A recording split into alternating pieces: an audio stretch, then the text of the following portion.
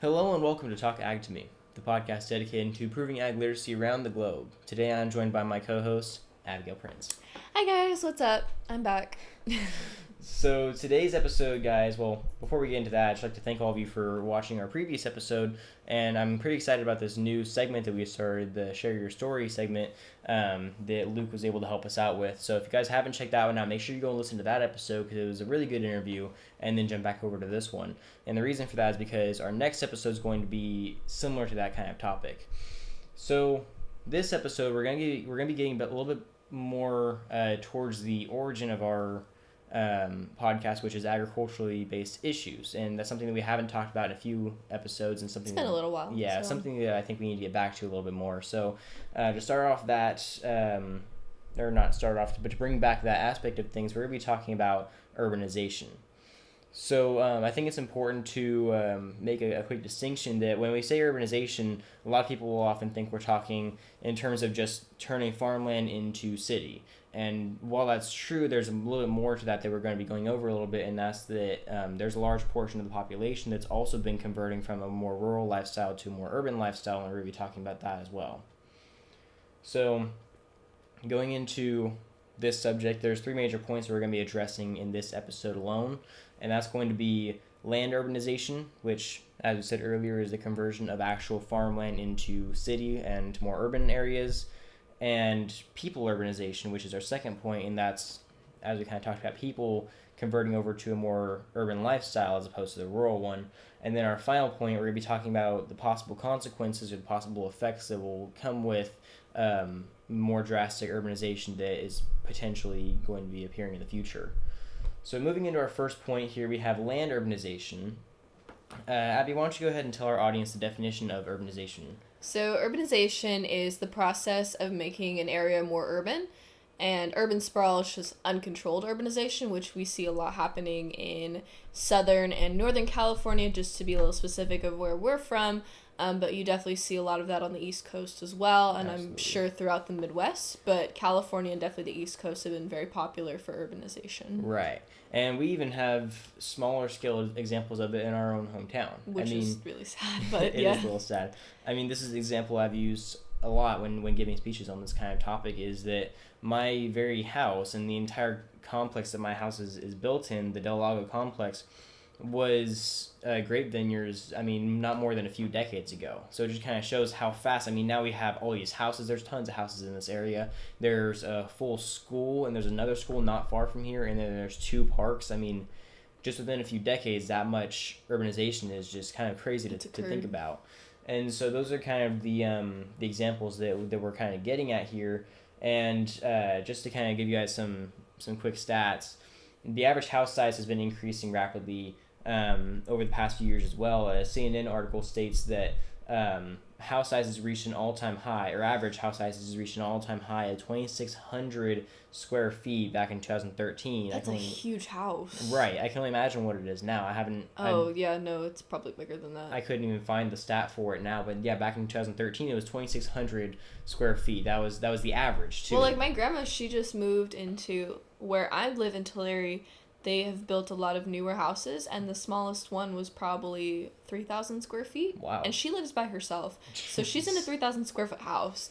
And so it just kind of goes to show that these people need bigger houses because they have more people that they're obviously producing. Right. So you have to have a bigger house, but it's insane that these houses are so big. Which was interesting about the point you just said is I was talking to a friend of mine about this not too long ago, and he was saying that there was a study that he read that the reason the houses are getting bigger is not because families are getting bigger, because there was actually a study done, which I can't remember the exact numbers now, but it showed that a family could live for a pretty decent amount of time on a smaller house, but because, especially in America, people are becoming a lot more, for lack of a better word, greedy.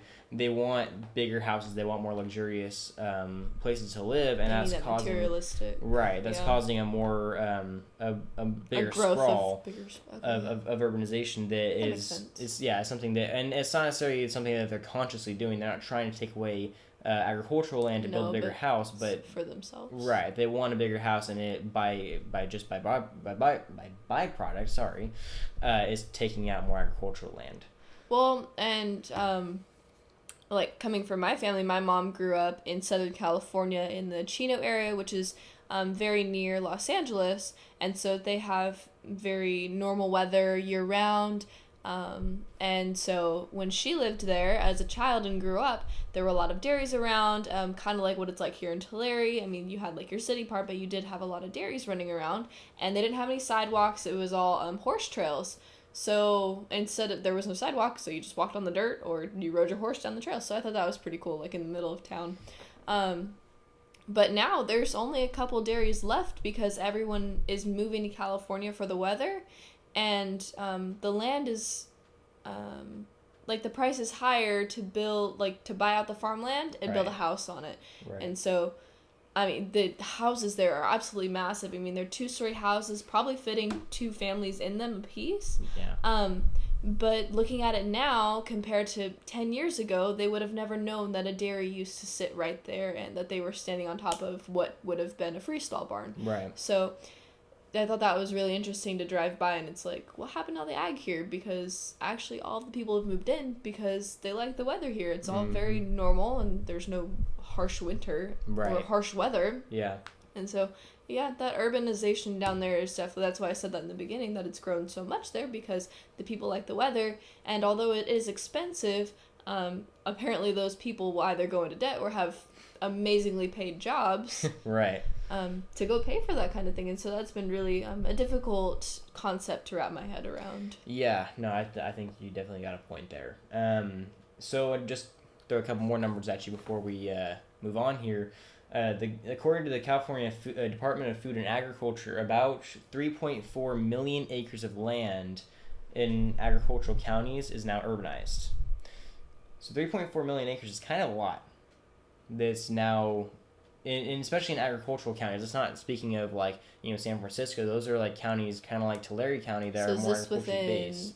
California? Because this is just in California. Just in California. 3.4 million acres of most agricultural counties are being urbanized now. And urban development is actually consuming about 40,000 acres of agricultural land per year, which is kind of crazy to think about. And that's from what I can understand, that's in the entire United States. It's not just in California. Yeah. But even then, 40,000 acres per year of agricultural land is being lost. Huge. I mean, when we think about this in comparison to how much we have to feed over the next 30 years, that's kind of a scary thought to think about. So, moving in our second point here, Abby started to touch on it a little bit, that a lot of people are migrating from more rural lifestyles, that they understand, where the food comes from, and they were largely connected with where the food comes from. Now they're getting more towards lifestyles where they don't know where their food comes from. They think that their food just grows up or just shows up in a grocery store. And like Abby was saying, there are people living on land now that they never would have guessed that, not even that long ago, that it was a freestall barn or that there was farmland there. I mean, my house, I didn't understand that there was grapes here until a couple years ago. It's kind of crazy to think about how people don't understand the history of the land that they now live on. Well, and like for my mom, when she lived down in Chino, like all the dairymen moved up here into the Central Valley, and now that is becoming more urbanized, like in Fresno, Visalia, all these people, they're moving up to Washington and Idaho because it's more practical, less regulations, less government policies that they need to follow, and so it's easier to dairy up there, and it's more profitable because you can't get that profit here.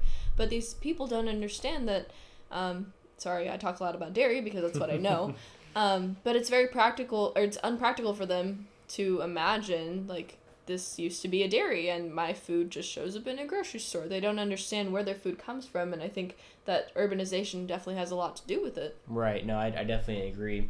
And it's kind of widely accepted in the agricultural community that there's a 2 to 3 generational gap between the consumer and the farmer. I mean, I agree. Most average families, they might have a great-grandparent that farms, but that's the closest relative they have. They don't have grandparents or parents that farm anymore, and that tends to lead to a lot of the educational gap that we were talking about earlier. The big issues, where they don't understand where the food comes from. And that's not necessarily to the fault of the individual for not learning about it right off the bat, because how are they supposed to know about it if their family's not in it anymore? And I mean, this is something that I talked about with one of our teachers, Mr. Kwan, which we've had on the show before. He always talks about how there was a massive migration from rural land to urban land in just a short span, which I wish I had the years on me right now, but there was a short span of years where there was just a massive amount of the population migrating to urban areas or converting land in urban areas, and this was mostly because either it just wasn't profitable for them to stay in the farming industry, which happens a lot, or they just had no interest in taking up their family's heritage of farming, and they just moved on and lived back in the city just because they didn't want to take care of cows all day. And that's understandable. I mean, it's a hard industry to take over, especially in some years where you have to take it over from your family and the economy is just in the drain. It's terrible, yeah. It's hard to encourage the next generation to take up that mantle, and maybe that next generation understands farming, but they don't want their kids to have to go through that, so they kind of take them away from it, and that leads to a lot of the issues that we talk about on this show. So, because numbers are my favorite thing in the world, I have a few more for you. As of 2014, 54% of the world population was completely urbanized. And this is expected to reach a 66%, so it's supposed to jump by another 22% or 12%, excuse me. So 2/3 of our population by 2050. By 2050 is supposed to be completely urbanized, and that's according to an article by The Conversation. If 2/3 of our world population is completely urbanized, I don't think I could wrap my head around that. If you jump from a little over half to 2/3, that's really, how can you comprehend that? That's crazy to think about, and that's such like a dangerous statistic too. I mean, people don't think about it as a dangerous statistic because 66%. What? Right, like what's wrong with moving to cities? I mean, not to say there's anything wrong with that, but there's something wrong with moving to that city and losing all ties to agriculture that you once had. Not that I'm asking everybody who once had a family member that farmed to go back and start farming again, because that's there's no room for that in the first place. Well, it's counterproductive. It's counterproductive, right? But it's important that those people who did have roots in agriculture to accept those roots and to appreciate what the farmers are doing now, because if they don't, then that's where we see a lot of the issues regarding legislature and regarding all the issues that we're currently facing. That's where it all stems from. People are neglecting their history, their culture. Well, and I think it's kind of interesting just to bring up, kind of go back down memory lane, go back to my elementary school days. I went to Sundale Elementary School, and so we had a really good ag program. We had a really strong ag teacher. She was very passionate about the ag subject, had gardens for us, just taught us the very basics of what agriculture is and previously was before us. And so kind of just to take that into consideration, like my friends and I, we all sat in the ag class. We had so much fun learning about cows and plants and pigs and little like small animals, rabbits, guinea pigs. Mm-hmm. I mean, anything and everything you could think of, just the basics, that's what we learned. But going into high school, they lost all of that knowledge, and so they really became urbanized. They moved into a bigger high school that was not necessarily ag related, and now they lost all that knowledge. But then they go into the future and they have a family, they go grocery shopping, but they don't understand that, this is where my food comes from, because they don't think back to the basics. Mm-hmm. And they don't have that knowledge anymore because it's shut off in the very back of your mind. And so that kind of urbanization of the people is that they may learn it at a young age, but if they don't have the people that tell them to hold on to it, they lose it. Right. No, I absolutely agree.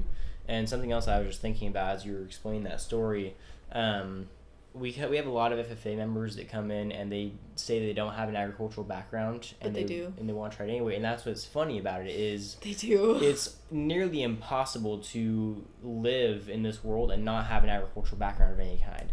And usually what they say, because I used to say this too when I first joined FFA, they say they don't have an agricultural background because their parents or grandparents don't farm. Agricultural background doesn't mean that you have to have a farmer within the next 2 or 3 generations. It means that either you had farmers in past generations, or even your parents or grandparents help with some kind of agricultural aspect. Just going to the store and buying groceries, that's still helping agriculture. That still gives you an agricultural background of some kind. Maybe you didn't work on a farm, maybe your parents didn't work on a farm, but they could always work. They could have had a job, like a specific job in an ag operation, right? If they work like in business, because I've definitely seen like business people come and like our steel company, like obviously they don't just sell steel to ag companies like they do us. there's also businesses that buy that, and so Right. you're still in the agriculture industry, even if you aren't directly. Yeah. You may be indirectly involved. And this is something that Luke and I talked about a little bit on our episode last week, is that when people think of agriculture, they automatically associate it with farming. And that's not what agriculture is anymore. When people say they don't have an agricultural background, it's kind of laughable, not because that they are, they don't understand what agriculture means anymore. And that's something they're trying to fix here. And it's something else that when people urbanize, they abandon all of their roots.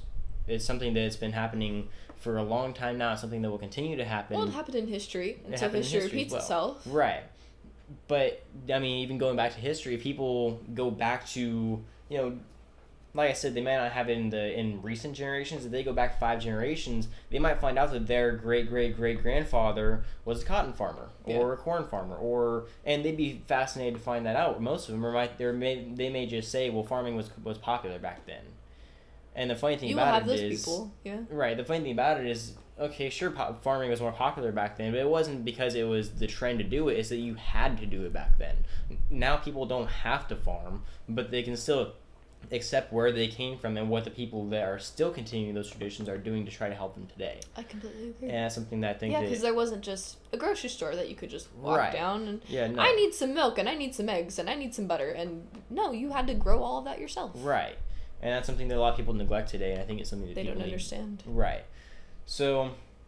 But that is a hard thing to teach. Right. And as we're kind of talking about this, it kind of alludes to the fact that we're losing a lot of the farmers that we have today. And in fact, there was another article that I read by this guy named Sam Robinson, and he states that the number of farmers back in 2012 was 2.1 million. And this was a 4.3% decrease since 2007. So in a 5-year span, we lost 4.3% of our farmers.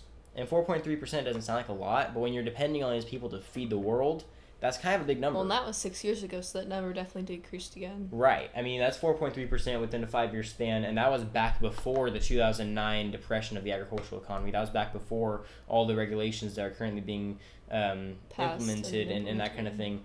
Like, that was back before all of that. That was back in 2007. That's back when ag was still somewhat healthy. I mean, now we're getting to the point where agriculture has taken so many hits between the regulations and the economy dipping that we could have up to a 10%, maybe even more decrease in the amount of farmers we have. Well, in the Progressive Dairyman, I used to compete in this dairy knowledge competition, and I was the assistant coach of the national team this year, and so we went and looked through this dairy magazine called Progressive Dairyman, and they have all these national stats, the average size of a herd, average milk production per state, and they had all these averages and all these different statistics, and not one state grew in number of dairy farms. Everyone decreased except for Alaska and Hawaii, but they only have 2 dairy farms apiece. They stayed the same. Everybody else decreased. That's insane. Like, that just goes to show that and whatever the reason is that people are dropping out of agriculture is a whole separate issue we can talk about, but the fact that they are dropping out of agriculture is something that needs to be addressed, and something that that is often looked over, because a lot of people don't care about farmers. They don't care. Well, they're just a farmer. I mean, if they don't want to farm anymore, they don't want to make them farm anymore.